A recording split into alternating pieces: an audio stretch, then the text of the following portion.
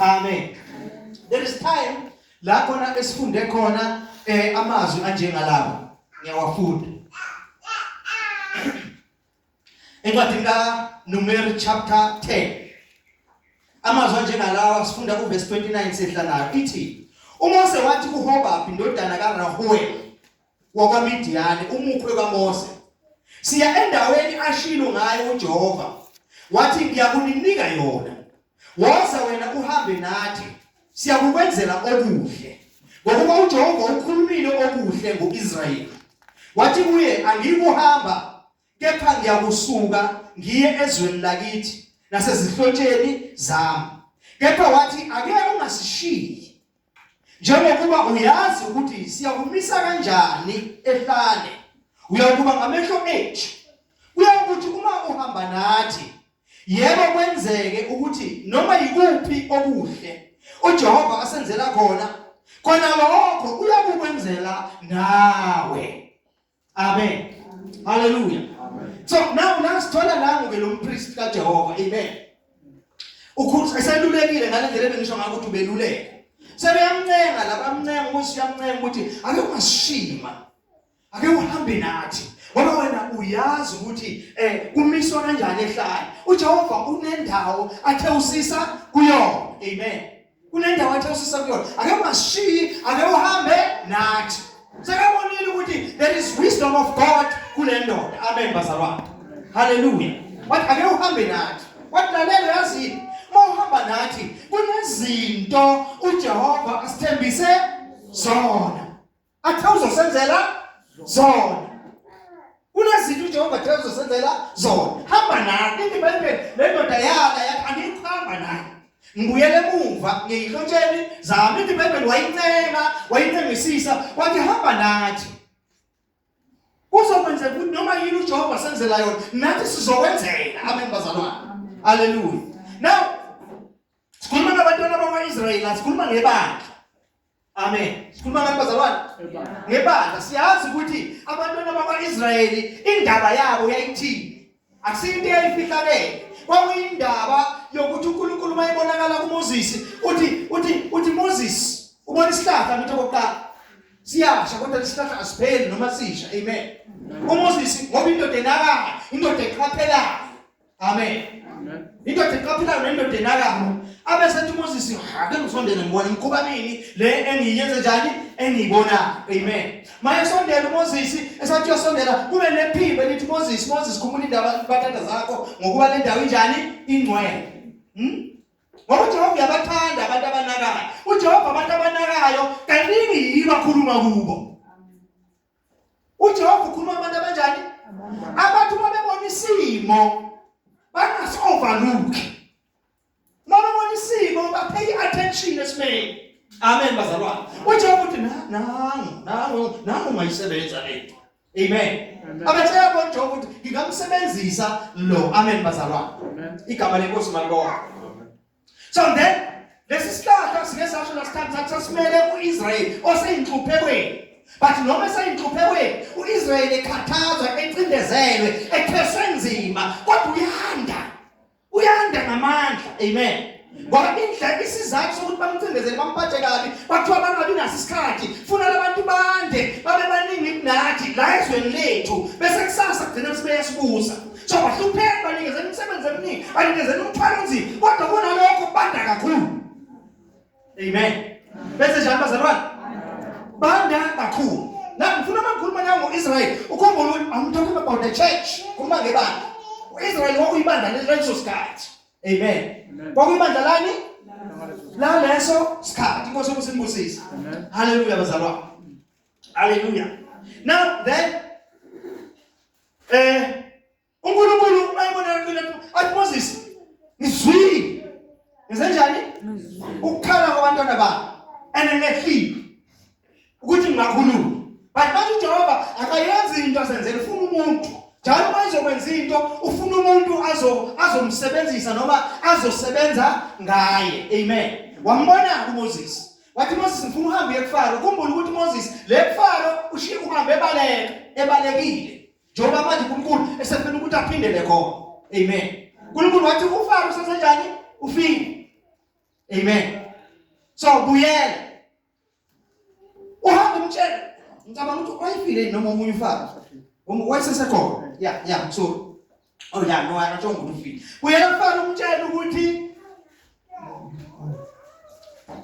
umyalezo ngikunika wona umyalezo othi yekela abantwana bami let my people go bahambe bayongikhonza bayonzani bazalwane bahambe bayonzani bahambe bayonzani yekela abantwana bahambe bayongikhonza wathi kodwa ngale ngizokwenza inhliziyo kaFaro ibe likhulu uNkulunkulu uthi uye futhi uzokwenza inhliziyo kaFaro ibe njani ibe likhulu kodwa hamba umtshela okokuqala umbonisa uIsrael manje lelapha bazalwane ngifuna nilalele lento ngizoyiphinda kuze kubaningi ngoba ngifuna ukuthi ni understand khona into ngifuna ukuthi ni understand amen bazalwane khona into ngifuna ukuthi ni understand uNkulunkulu manje uzosebenza nomuntu okokuqala umnika umbono umnika ini umbono so umbono uNkulunkulu ayewunikeze uMoses umbono webandla ibandla lakwaIsrayeli kuthi nathi ibandla lakwaIsrayeli sehlupheke nokukhulu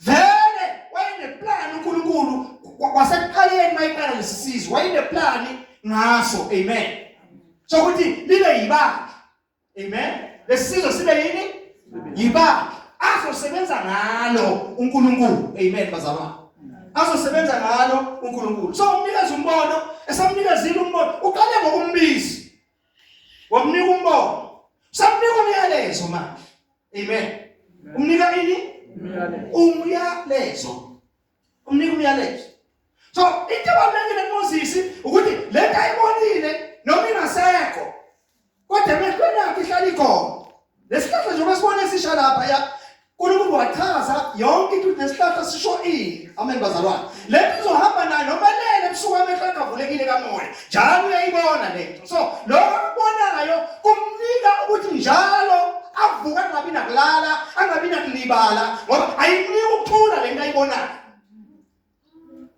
so lento ayibonile esayibonile uyazi ukuthi fanele ngiyokhulula abantwana bakabani bakwaIsrayeli but 3 umnikeze nomyalezo uMoses uhamba nje uyakuFaro uyazi ukuthi uyothini unjani bazalwane uyayazi into ayoyisho uyayazi nento okufanele yenze njani ayenze amen now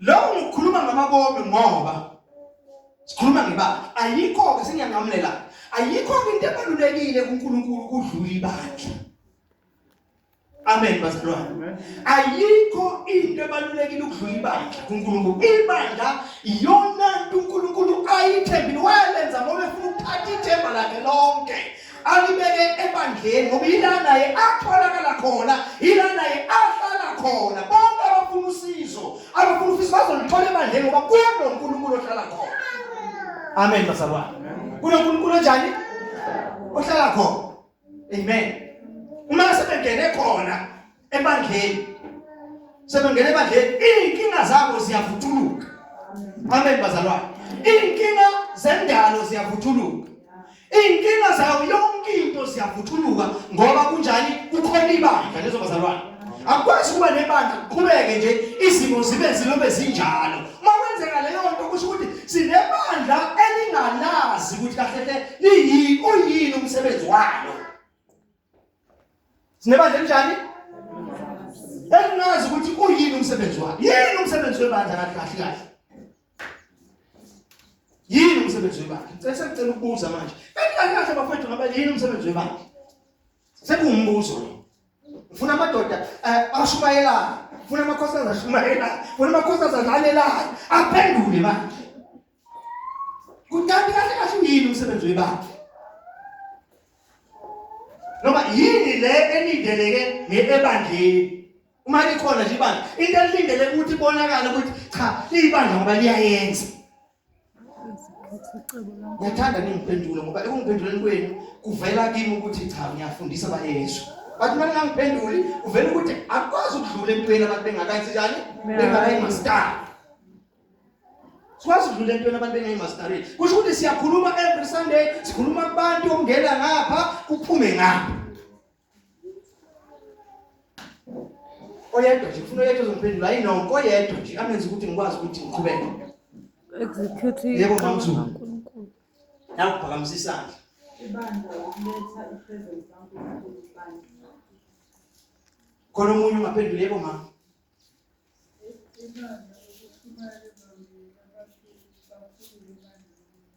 Khona omunye ongaletha. Yebo baba. Ukuveza inhliziyo kaNkulunkulu kubantu abangazi. Ukuveza inhliziyo kaNkulunkulu yebo mama. Uqhubekisa lokho kwakwenziwa uKristu, siqhubekise la emhlabeni. Ukuqhubekisa lokho okwenziwa uKristu la emhlabeni. Okay, omunye uthini? Kodwa kuvuka umbuzo lapho, kwayenzani uKristu? Utheni bamzulu? Uletha ukufana kaNkulunkulu. Oh. Kuvela umbuzo ukuthi uletha kanjani khona kaNkulunkulu bani? Utheni bamletha? Ukushumayela ivangeli. Letha umbuzo ukuthi yini kanti ivangeli? Lalela nike bazalwane ngoba asiqoqodanga ukubuza imibuzo. Amen. Amen. Lento uIsrael ayakhishelwa yona eGibhithe siwe ehlala. Wathi yini uNkulunkulu? Ukhonza. Ukuthi bayamkhonza. Ukuthi bawenzenjani bazalwane? Bamkhonza. Ukuthi bayamkhonza. Umsebenzi webandla ukukhonza. Ukukhonza. Umsebenzi wethu wenza njani? Njengoba sila ngishumayela namhlanje ngifundisa abantu ukuthi bafunde ukukhonza. Ngoba into yabo uNkulunkulu abamiselayo ukukhonza. Ingakho uNkulunkulu ufuna ukukhonzwa. Ingakathi ungakhothami kwezinye izinto. Ukhothame uNkulunkulu ufuna nje njalo uhlala ukhothama ngoba uma umkhonza uNkulunkulu, ngokukhonza nje uNkulunkulu, you bring the presence of God, the presence of uNkulunkulu, and let the fullness of life.